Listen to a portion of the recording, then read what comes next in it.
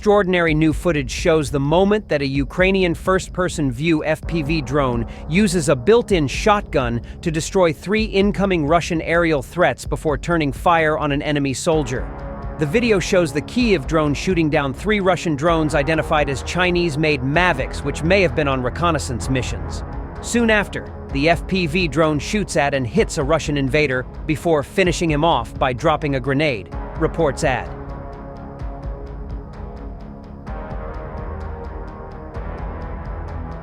The footage was taken over Synkivka and Petropavlivka, villages in Kharkiv district of Ukraine. The video highlights the fearsome war capability of the latest military drones piloted by remote controllers. While the type of the Ukrainian drone has not been revealed, it clearly demonstrated its warfare potential. This is the first time such a drone is seen being used against an enemy infantryman. The Ukrainian drone shoots down 3 Russian Mavics with a shotgun, then shoots at the invader with the same shotgun and finishes him off with a grenade, said Ukrainian military journalist Andriy Tsaplienko.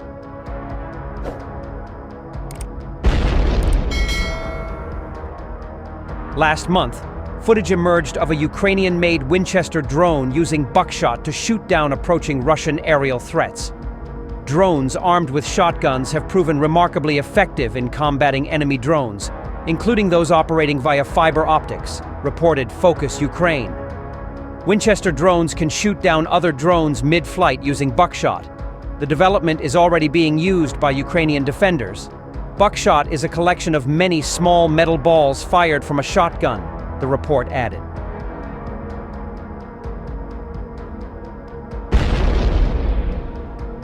A Ukrainian aerial scout told media that the footage demonstrates a unique application of a UAV equipped with stabilizing and rotary mechanisms for small arms. Given the success shown in the video, it's reasonable to expect this technology could evolve and scale to battalion tactical levels, he said. According to the scout, scaling up the use of such drones could enhance Ukrainian offensive operations and act as a deterrent to Russian forces during assaults.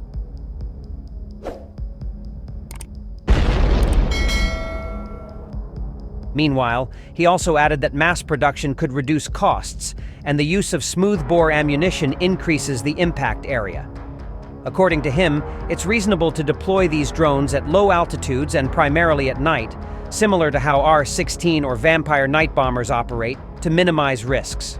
In September 2024, a video circulated on social media showing Ukrainians testing a first-person view FPV drone equipped with an RPG-18 grenade launcher.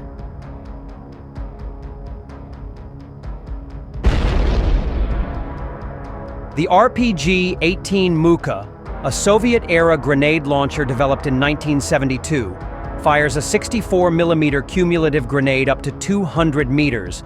A Ukrainian aerial scout, speaking anonymously to media, said arming drones with various weapons represents a significant evolution in battlefield tactics. While promising, the FPV drone modification with the RPG-18 is still raw and needs refinement compared to traditional kamikaze drones, he added.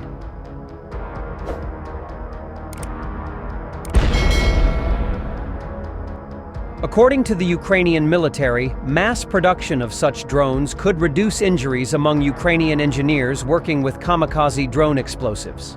However, challenges remain, including destabilization after firing due to the drone's weight and difficulties guiding the grenade while maintaining control. In another case, an FPV drone reportedly equipped with an AK-74 rifle was seen firing at Russian positions in the Donetsk region. While these innovations show potential, the Ukrainian aerial scout told media about challenges such as accuracy, limited ammunition, and reloading speed.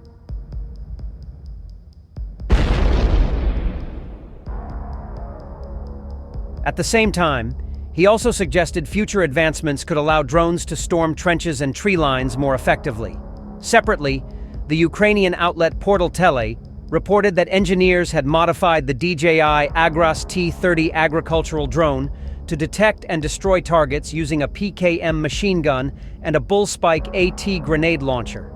This adaptation enables the drone to target tanks, armored vehicles, and fortifications, the report said.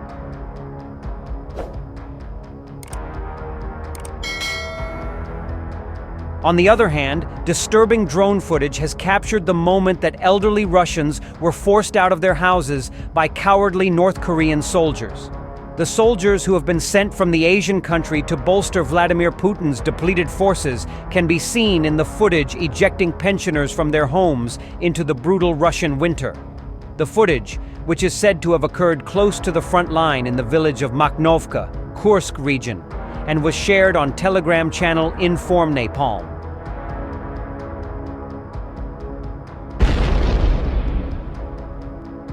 A message on the channel said, North Korean soldiers drove local residents, Russians, out of their houses to hide there.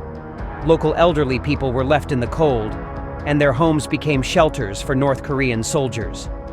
A Ukrainian military source told the channel, "We know for sure that these were Koreans, not Russians, not only by their characteristic external features, but also by other intelligence data.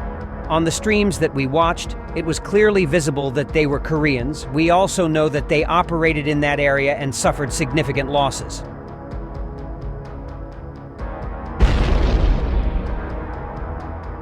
Perhaps, in order to avoid death from drones, they decided to take cover with the local population and hide in their houses and drive the elderly people into the cold.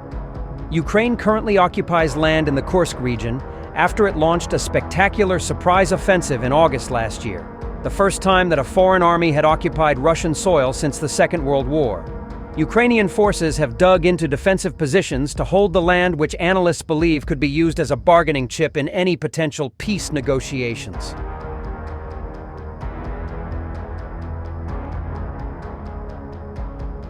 Russia has stepped up efforts to reclaim the territory, with some success, and is believed to have deployed a substantial amount of the estimated 11,000 troops sent by North Korean leader Kim Jong-un to the area.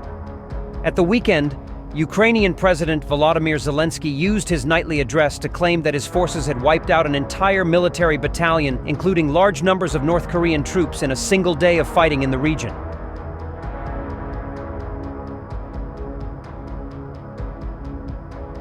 Meanwhile, Zelensky said, "The occupier continues to waste an insane number of its people in assaults, and I thank each and every one of our units, all our brigades defending Ukrainian positions and eliminating the occupier. Specifically in battles today and yesterday near just one village, Makhnovka in the Kursk region, the Russian army lost up to a battalion of infantry, including North Korean soldiers and Russian paratroopers, and that's tangible."